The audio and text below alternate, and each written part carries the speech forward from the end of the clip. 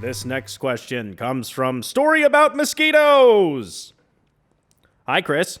I enjoy your videos a lot, so thank you for making them. Following your tips has helped me in my career. The only trouble I have is I always feel like I want to know about cars.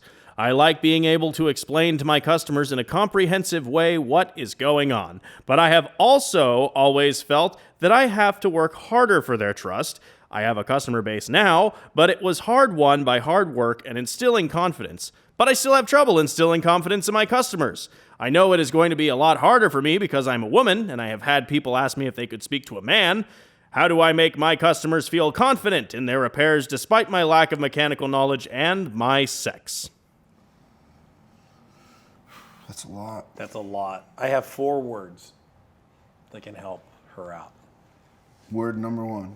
I can help you. What? I can help you. So when she said, That's she why knows. she's asking. I She get assumes that. we can help you. No, she's going to tell this to her auto repair clients because she So people are played the going to field. walk in and she's going to go, I can help you. Yes, because she said it's a male-dominated industry, and she's. But we teach everybody to ask if they had an appointment. No, we don't. I'm also still confused about the mosquito. That was her avatar. Avatar, what are you How talking did I about? miss that? What was the question from God?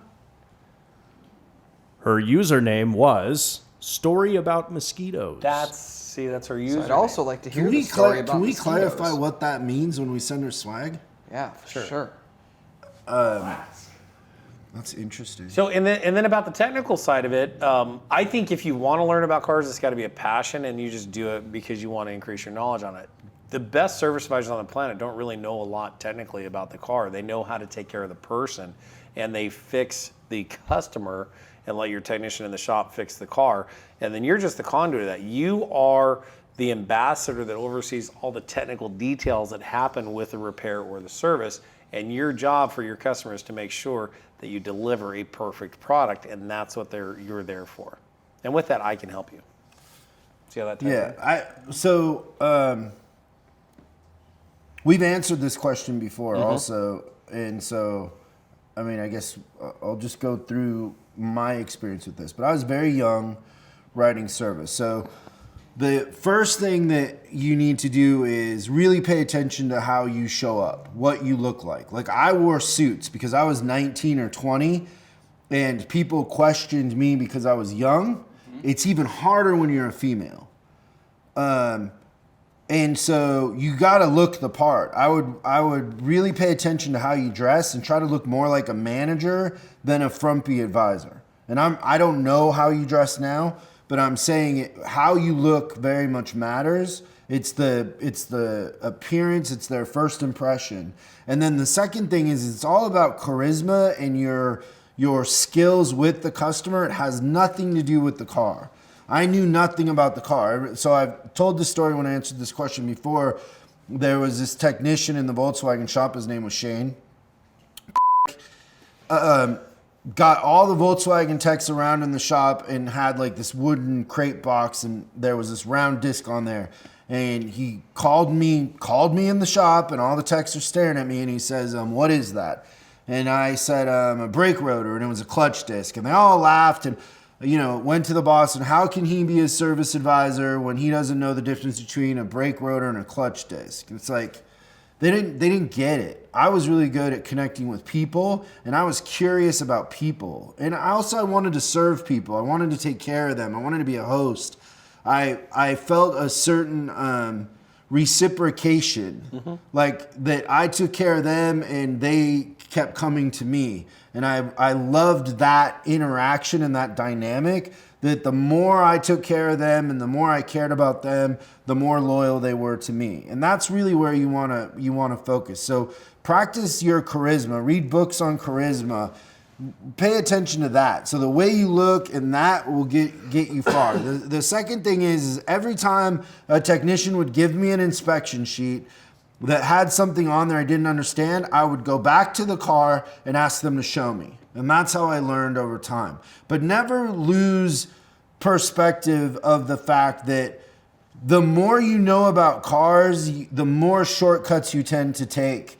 And that's why technicians have such a hard time when they come up to write service, because they know everything and they can diagnose it in the drive. And it ruins the customer experience. They end up taking shortcuts and they assume things, and they don't let the process take care of itself, because they're telling them in the drive what it is. Customers make decisions right then and there, and we never got the car, we never wrote an RO, we never dehorsed them, that whole thing. So you want to know enough to be articulate, but at any point when you don't know something, just say you don't know and go ask the tech. No customer is going to begrudge you that. And so the most important part is how you look, how you present yourself, and how well you connect with customers. Talk to them about everything else but the commodity. The car or truck is irrelevant. What matters is their kids, their hobbies, their jobs, what they think about the local football team, politics, whatever. I know people say not to talk politics, but I never would never share my opinion, but I was really curious how other people felt. I love to talk politics and have people tell me how they feel and ask them questions about why they think the way they do. Sometimes it's, 90% of the time it's very disappointing because people just watch Fox News and that's all they know, and they don't, really have an opinion. They're just following everybody else. But yeah, what's amazing? The female thing can be your advantage, but you have to you have to compensate with clothes, charisma, and all of that. You have to really show up with an A game. Yeah, the one thing, I know you have a comment. I'm going to come back to that. Or Chris is going to come back to that. But segue to a joke. But I'm not, actually, in this particular case. So what I would say is I think back to my coaching and the people that I've coached, and some of the most successful service advisors that I've worked with are female. And there's a common denominator between all of them, is that before they come into work every day, they walk in there and they know that they belong. So the first thing you need to do as an advisor, male or female, is recognize you're in the exact place that you should be and you belong there.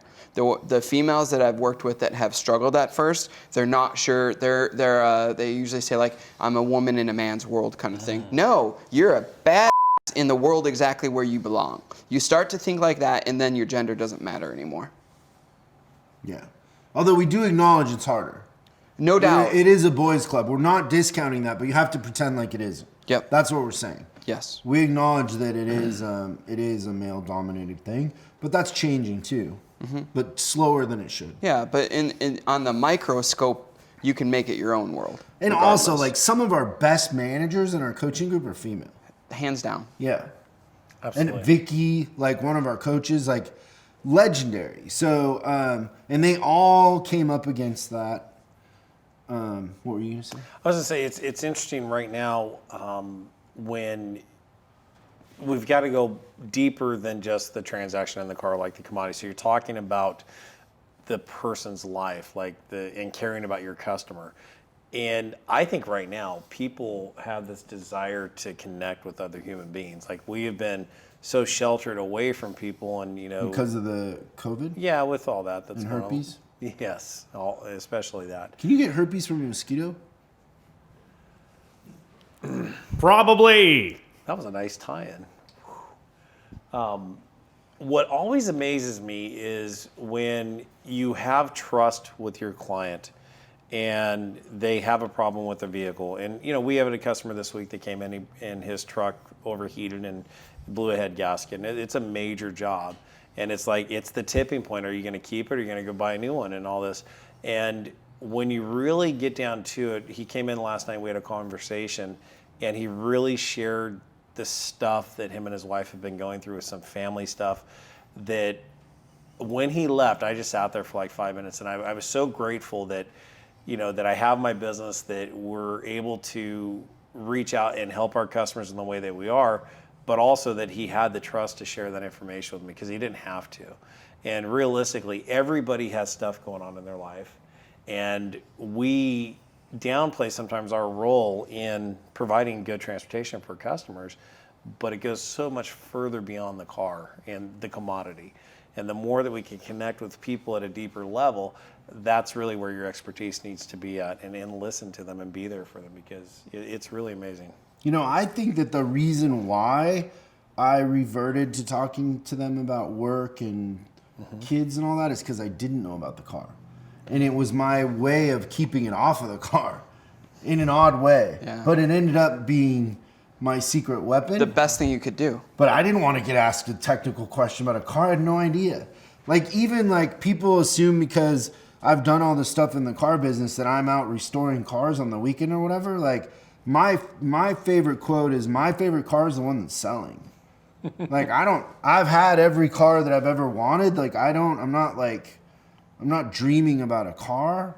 I mean, I like cars. I appreciate the engineering and the differences between the brands and all that, but I'm not trying to figure out the horsepower on a car or, you know, working on them or whatever. So I like the experience of it. So I think I was afraid of people asking me technical questions. It was always in the back of my mind. And that's why I would get them off the subject and talk about their kids or whatever.